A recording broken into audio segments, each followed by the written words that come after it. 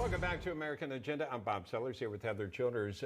Former President Trump is riling up supporters, teasing another presidential run in 2024. He returns to the political arena, if you will, this weekend to speak in North Carolina's Republican Party convention. It's a kickoff of a summer of rally stops designed to keep his base engaged for the midterms, at the very least, and possible presidential comeback bid as well. And today, his online blog, called From the Desk of Donald J. Trump, actually being permanently shut down. So, is he getting ready to launch something even bigger and better? But first, I gotta ask Jesse Jane, why shut down the blog? I'm kind of curious about that. Is he just going to Twitter and saying, you need to put me back on? What do you think that's about? You know, I can't say that he's going to get back on Twitter, but I do know that there is a lot of controversy surrounding Facebook and the efforts to get back there. Here's what it is the former president, President Trump, is very strategic in all of his messaging. Let's make no mistake. He knows exactly how to work the media, sometimes work them into a frenzy. He knows how to distract them with things that they like to go chase after while he's making successes on the other side. There's no doubt that he is coming back. And for NBC to put out the article that most presidents just go away, but not in the case of Donald Trump, is almost laughable. The fact that they don't recognize 75 million people voted for this man, that was said earlier, the highest number of any incumbent president in the history of the United States, there's no doubt that this man is leading the charge for all Republicans. He's leading the charge for 2022. And we're coming back, and we're coming back in such a way the Democrats will not know what hit them, because we're not putting up with this nonsense anymore. Gloves are off. Now, some people say that there is some nonsense going on in New York in the Southern District, Derrick, of possible criminal charges that could come down the road, maybe sooner than later. Do you think that's a possibility? And if so, what impact would you think it might have on the former president's plans? Bob, to answer that, I'm like, what's new? What else is new? You know, how many other criminal charges are they going to have against this man? Who knows if they're going to find anything? You know, but here's the thing. What people need to understand, and I get a lot of criticism and pushback from people for being a black conservative and supporting, you know, President Donald Trump. Well, people need to understand, I'm Derrick Hollie, and I thought this way before he was even President-elect Donald Trump.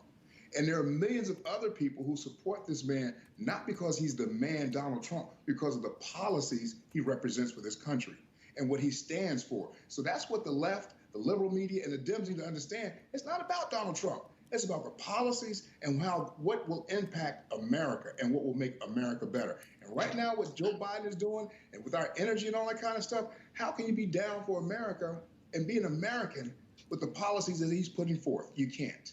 Ford? I think that Derrick and Jesse James have absolutely hit the nail on the head, and that is 75 million people voted for Donald Trump. Joe Biden has done such a terrible job. There's no question about it that the corporate media is trying to erase Donald Trump from history, and the Democrats are concerned because Donald Trump makes the grassroots feel. And to them, they want to stop any Republican who can make Republicans feel, particularly primary voters. And he is very likely to be the Republican presidential nominee in 2024. I'll break news here on this panel. And I will say that no matter what happens, the 2024 Republican presidential nominee will be a Floridian. You can pick which one, but there you got it. Well, the problem would be if it's a Floridian who wants a Floridian as his vice president, then one of them has to move, right? I could probably guess on who the vice president's going to be as well, irrespective of which Floridian wins. Okay, DeSantis would be the vice president. If DeSantis is the president, it's Tim Scott. If it's Donald Trump, it's Tim Scott. Either way, it's most likely going to be Tim Scott. Okay, got it. Okay, so South Carolina, they got to worry about two Floridians on top of each other because that'd be constitutionally impractical. That too, and then Heather, Tim Scott, we saw earlier today, they were putting out this big advertising campaign, not just for Tim Scott, even though it focuses on him, but for the party, trying to look forward with something very positive. Yeah, go ahead, Derrick.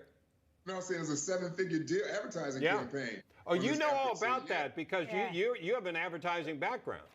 Right. So, I mean, to put that much effort behind a campaign, that says a lot, man. So stay tuned for what's about to happen. What do you think? What do you think it means that they're putting so much money into the ad campaign and beginning with Senator Tim Scott?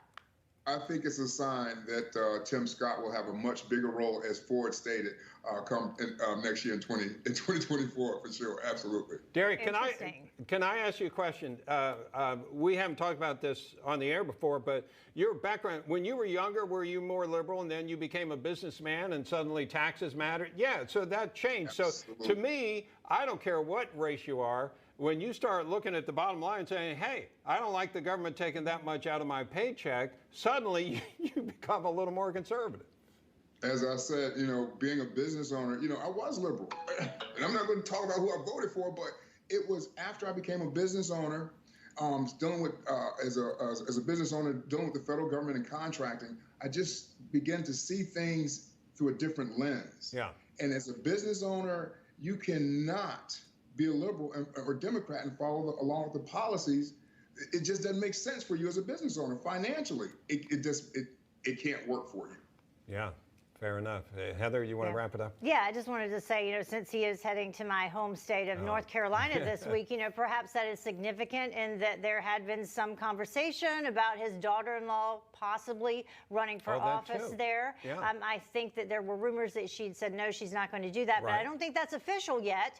So it'll be interesting to see if she goes down there too. And 66% of Republicans right now say, overwhelmingly the majority, that they want President Trump to run again in 2024. And if he doesn't run, I think something like 80-something% want a candidate to run for president who agrees with his agenda and the America First agenda. Yeah. Do you think that's well defined? What that is? The America First agenda? Yes. I think that it's well defined. I think you can basically say, do everything the opposite of what the Biden administration is doing so far. That defines it for me. Because I think that's where the contract with America may come in. So they define that and going forward with the new one, the updated one, so that people could say, yeah, it stands for this, this, and this. Right. Not just whatever Mr. Trump thinks. Yeah, and he's doing that. And the former president is putting that together with Newt Gingrich, who did the original one. So we'll see. Right. Not that any of you all are old enough to remember that, but I do. We're going to take a break here. You're being too kind, Bob. Is white supremacy the biggest threat to our nation these days? It is, according to President Biden. We'll be back with more of American Agenda after this.